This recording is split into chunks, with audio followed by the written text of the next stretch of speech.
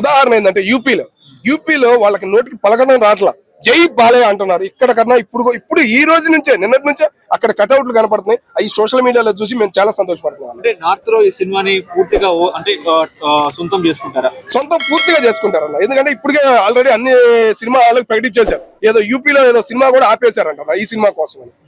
అంటే ప్రమోషన్స్ దేశవ్యాప్తంగా బలంగా తీసుకెళ్తున్నారు అనేది ఒక చర్చ నడుస్తా ఉంది. కుంభమేళ చూడలేదు ఓకేనా అని బాధపడే వాళ్ళకి రేపు డిసెంబర్ 5వ తారీఖున మా కుంభమేళ చూడబోతున్నారు.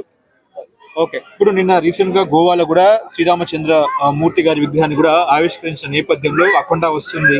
సో మీకేమనిపిస్తుంది?